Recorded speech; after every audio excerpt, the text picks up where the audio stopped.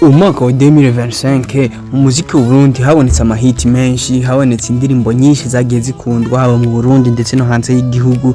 Uyu musi rero urubuga rwanyu Big Dream TV desase nka seti rwabazaniye list canke top 10 y'indirimbo 10 z'abarundi zakunzwe, novuga ko ari izo ndirimbo 10 zabaye z'umwaka ngaha mu gihugu cyacu cy'u Burundi. Bana nanje ndakubwiriza indirimbo ndetse ndanakubwira aka kanya nyene zihagaze ku rubuga rwacu rwa YouTube.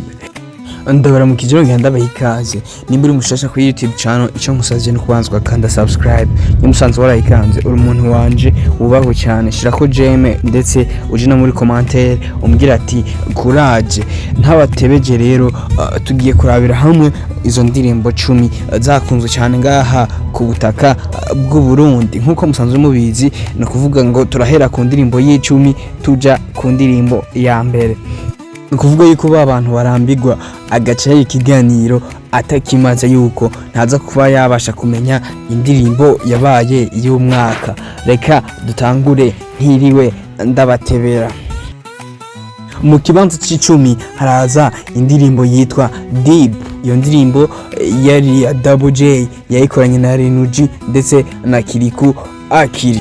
Iyo ndirimbo Deep ikayimaze ikiringo kingana n'amezi abiri. Ubu tuvugana ku rubuga rwa YouTube rwa Double J ikabifise amazuza ngana n'umuriyoni n'ibihumbi amajana ane. Iyo ni indirimbo yabaye y'10 uyu mwaka. Tubandanye indirimbo yabaye y'9. Indirimbo yabaye y'9 ni indirimbo yitwa Papa y'umugwi Victorian Team. Indirimbo ikamaze amezi agera kuri 10 ku rubuga rwabo rwa YouTube, ikabifisa amavuza ngana n'umuriyoni n'ibihumbi amajana 5. Indirimbo igira 8. Indirimbo igira 8 ni indirimbo yitwa Babi y'umuririmbyi Rinoji. Indirimbo ikabamaze amezi agera kuri 3 ku rubuga rwa YouTube, ikamaze kurabwa n'abantu bangana n'umuriyoni n'ibihumbi amajana 5. Tubandanye n'urutonde rwacu turagenda ku ndirimbo y'indwi. Indirimbo y'indwi ni indirimbo yitwa C'est la vie y'umuririmbyi Rinoji yakoranye na Amonia Frere.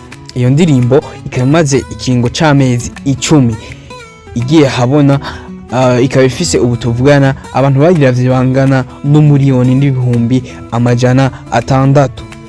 Tubandanye ku ndirimbo ya gatandatu, novuga ko iri mu ndirimbo 10 zaranze umwaka. Indirimbo ya gatandatu ni indirimbo yitwa Ntagaso. Iyi ndirimbo Ntagaso y'umuririmbyi Double J yayikoranye na Kiriku Akiri ndetse na Bface on the floor. Ni indirimbo imaze amezi agera kuri 6 igiye ahabona. Indirimbo ubu nyene tuvugana ikafisa amavuza ngana n'imiliyoni 2 ku rubuga rwa YouTube. Numva ko nabantu benshi bayiravye indirimbo. Tubandanye indirimbo igira 5. Indirimbo igira 5 ni indirimbo yitwa Sambulela y'umuririmbyi yitwa Dramati. Iyo ndirimbo mwarayikunze muri benshi. Indirimbo ikabamaze ikiringo c'amezi 7 igiye ku rubuga rwa YouTube. Ubu tuvugana indirimbo Sambulela ya Dramati ikaba ifise amavuza ngana n'imiliyoni 2 n'ibihumbi amajana 6. Bumva ko nabantu benshi bayiravye. Tubandanye indirimbo igira 4. Indirimbo igira 4 ni indirimbo yitwa Kirisese y'umuririmbyi Satubi, akaba yikoranye n'umuririmbyi yitwa Shampoo Makenzo.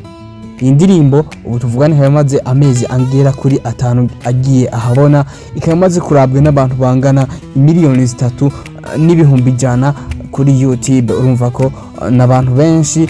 Ubu tugiye ku ndirimbo igira 3.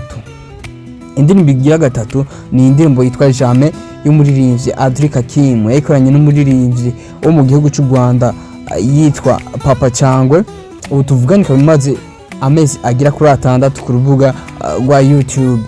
Ubu tuvugana nyene indirimbo ikamaze kurabwa n'abantu bangana n'imiliyoni 3 n'ibihumbi amajana 6. Turabandanya dusa n'abariko barasozera urutonde rw'indirimbo 10 zacu. Tugeze ku ndirimbo igira 2.